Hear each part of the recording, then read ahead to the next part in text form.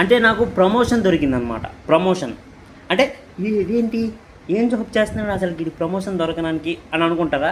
నాకు ప్రమోషన్ జాబ్లో కాదు, నాకు ఇంట్లో దొరికిందనమాట ప్రమోషన్. అంటే నేను ముందు ఎలాగుండేవాడిని అంటే సన్నంగా ఉండేవాడిని అనమాట.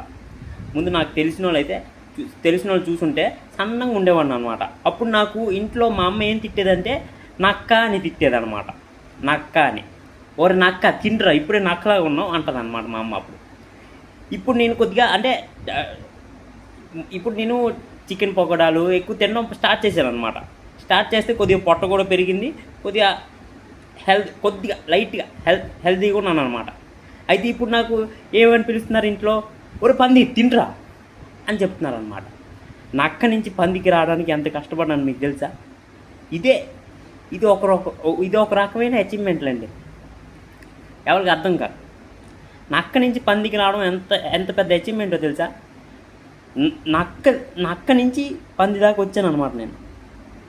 గ్రేట్.